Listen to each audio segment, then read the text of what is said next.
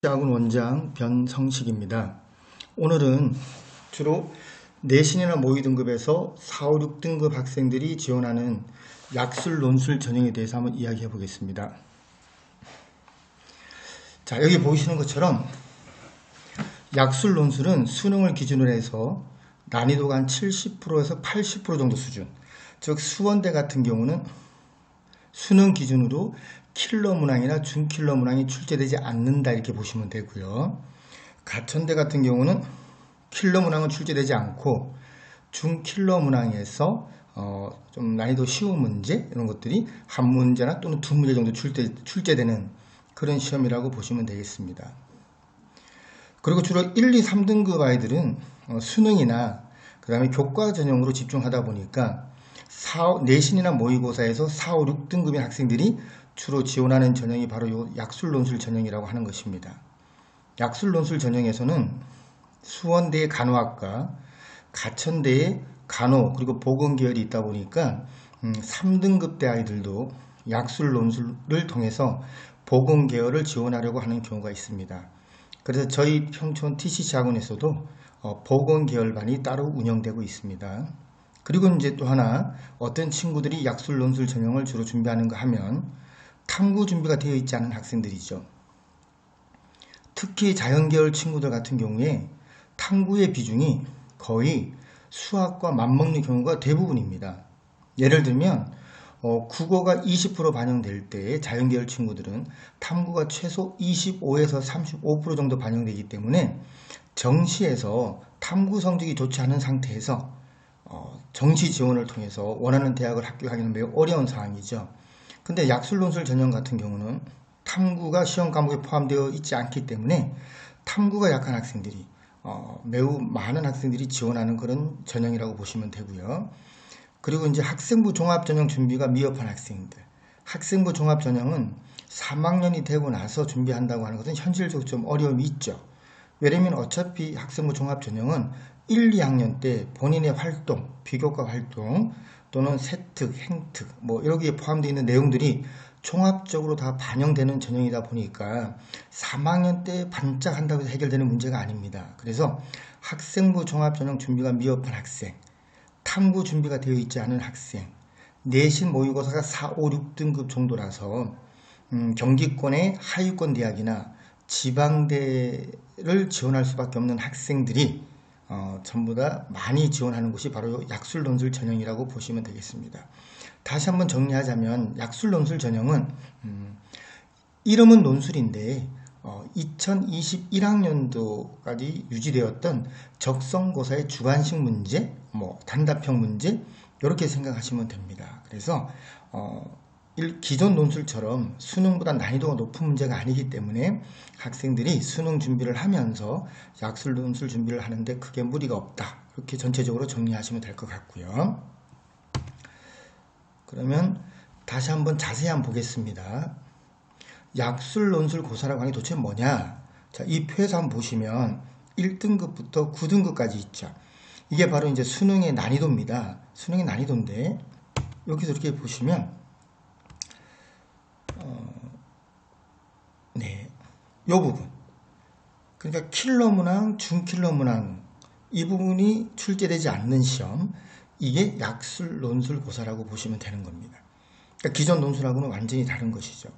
그러면 약술, 논술 고사를 준비하면서 수능에서 내가 최대 몇 등급까지 가능하냐 이랬을 때 수능에서 우리가 킬러 문항, 준킬러 문항을 틀렸을 때 100분위 88, 수능 성적표에는 물론 3등급이라고 찍히긴 하지만 엄밀히 따지면 2.1등급, 2등급 정도 되는 수준까지는 약술, 논술을 준비하면서도 수능에서 100분위 88까지는 가능하다.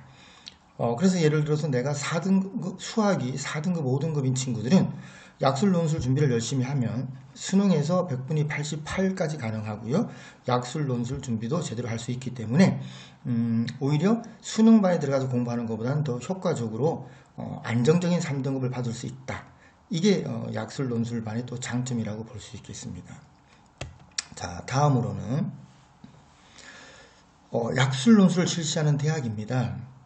국어하고 수학 두 개 과목을 실시하는 대학이 가천대, 서경대, 수원대. 2022학년도까지는 가천대, 수원대만 실시했는데요. 2023학년도부터 서경대가 추가됐습니다. 그리고 수리 약술 논술이죠.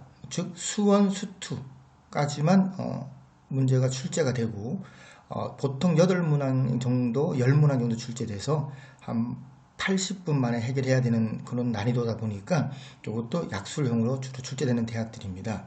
한공대라고 해서 한국공학대학교인데 작년까지는 한국산업기술대학교였죠.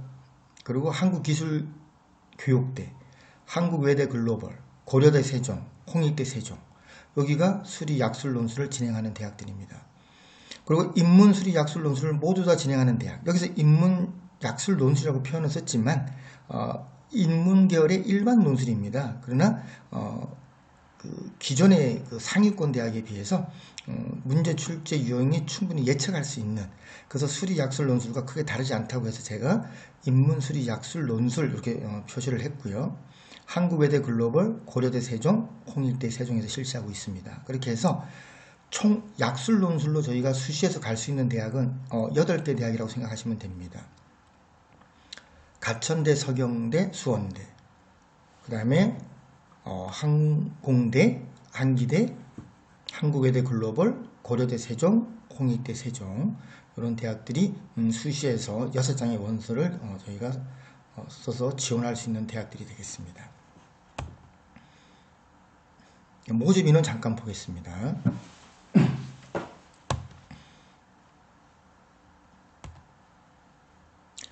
자, 모집 인원은 인문계열이 총 793명, 자연계열이 1894명이고요. 약술 논술 8개 대학의 전체 모집 인원은 2687명입니다. 그리고 이제 약술 논술하고 일반 논술의 차이점을 간단하게 한번 비교해 보면요. 자, 일반 논술은 여러분 다 아는 것처럼 400자에서 1000자 정도의 긴 서술형 답안을 요구하죠. 또는 수리 논술 같은 경우도 과학 과목이 들어가고요. 그래서 수학, 과학 과목의 풀이 과정부터 정답까지 역시 긴 서술형의 답안을 요구하는 것이 바로 일반 논술입니다. 그래서 난이도가 수능보다 매우 높기 때문에 준비하는 학생들이 보통 1, 2, 3등급대 또는 특목 자사고아이들 중에서 4, 5, 6등급대가 지원하는 것이지, 일반고에서 4, 5, 6등급 아이들이 이 기존의 일반 논술을 준비한다라고 하는 것은 상당히 무리가 있다, 이렇게 보시면 좋을 것 같습니다. 그러면 이제 약술 논술을 한번 보면요. 자, 약술 논술은 국어, 수학 단답형이죠. 그러니까 보통 여러분들이 그 중간고사, 기말고사 볼 때 보면 시험 문제를 보면 주관식의 문제 있지 않습니까? 간단한 단답형이나 또는 간단한 서술형 문제, 이런 것들이 약술 논술에서 보는 시험과 비슷하다, 이렇게 보시면 되고요. 또 하나의 특징이 기존 논술은 EBS와 전혀 연계가 되지 않죠. 그런데 약술 논술은 기존의 적성고사와 매우 유사하게 EBS의 국어 지문이 거의 그대로 다 나옵니다. 수학 문제 역시 EBS와 100% 직접 연계가 돼서 똑같은 문제는 나올 수 없지만 숫자만 바꾼 변형 문제들이 대부분 출제된다는 것이 기존 논술과 비교했었을 때 가장 큰 차이점이라고 보시면 될 것 같습니다. 그래서 다시 한번 말씀드리지만 약술 논술은 이런만 논술일 뿐이지 기존의 논술하고는 전혀 다른 방식으로 준비해야 된다는 거, 이 부분을 꼭 좀 한번 생각해 보시고 준비해 주시면 감사하겠습니다. 그리고 이제 출제 유형을 잠깐 한번 보면요.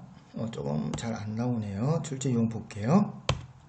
국어는 보시는 것처럼 제시문이 나오고 괄호가 쳐져 있는 부분, 즉 빈칸 완성, 이거 기존 논술에서는 상상할 수 없는 일 아니겠습니까?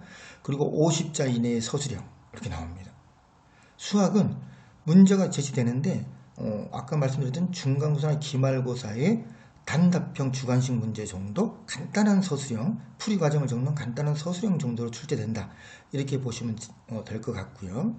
정답과 오답이 명확하게 구분되는 문항으로만 출제됩니다. 그래서 객관식으로 풀던 대입 적성고사 있죠? 거기에 정답 유형과 거의 비슷한 수준의 비슷한 문제 유형으로 출제된다 이렇게 보시면 되고요. 대부분 대학들이 국어는 인문계열이 9문항, 자연계열이 6문항, 수학은 인문 6문항, 자연 9문항이 출제되는데요. 국어하고 수학으로 시험을 보는 대학은 딱 3개 대학입니다. 가천대, 서경대, 수원대 이렇게 되어 있죠. 그래서 이 세 개 대학은 국어가 그러니까 인문계열은 국어가 9문항, 자연이 6문항이고요. 수학은 인문이 6문항, 자연이 9문항 이렇게 출제됩니다. 자, 출제 범위를 한번 볼게요. 마지막으로요. 출제 범위는 가천대 기준으로 보면요. 국어는 고1 국어, 화작문, 문학 독서, 수학은 수원 수투, 즉 미적분하고 화통은 출제되지 않는다는 이야기죠. 그런데 여기서 고1 국어에서 뭐 문법, 언매 이쪽이 출제된다고 하는데 매우 기본적인 문법들의 내용이고요. 충분히 예측이 가능한 내용들입니다. 그리고 화작문 같은 경우도 난이도가 매우 쉽게 출제되기 때문에 독서 준비가 잘 되어 있는 친구들은 전혀 문제가 되지 않는다 이렇게 보시면 좋을 것 같아요. 그래서 가천대는 어쨌든 고1 국어, 화작문, 문학, 독서가 다 출제된다 이렇게 보시면 되고, 수원대 같은 경우는 고1 국어와 화작문은 출제되지 않고요. 문학하고 독서 출제됩니다. 서경대가 올해 처음 실시하는데 거의 가천대와 대동소이하지 않을까 이렇게 예측하고 있고요. 약술논술의 가장 큰 특징은 미적분이나 화통이 또는 기하가 출제되지 않는다라고 하는 것이 가장 큰 장점이고요. 수원 수투가 출제되지만 역시 킬러 문항, 중킬러 문항은 출제되지 않는다. 올해 가천대에서 중킬러 문항에서 난이도 있는 문제 2문제가 출제되긴 했지만 그 정도 이상의 수준을 넘지 않는다고 보시면 되고요. 합격은 수학에서 100% 결정됩니다. 왜? 국어는 거의 지문이 EBS의 수능 수특 수완에서 거의 동일하게 출제되는 경우가 대부분이기 때문에 학생들이 느끼는 변별력은 수학에서 많이 힘들어하고 있습니다. 그래서 결국 수학, 인문 60점, 자연 90점 중에서 내가 몇 점을 획득하느냐가 결국 합격의 당락을 좌우한다. 이렇게 봐주시면 좋을 것 같습니다. 자, 이렇게 해서 약술논술에 대해서 간단하게 한번 설명드려 봤습니다. 추가로도 관심 있으신 내용들이 있으시면 저희 평촌 TCC 약술논술 팀으로 문의하셔서 상담해 주시면 감사하겠습니다.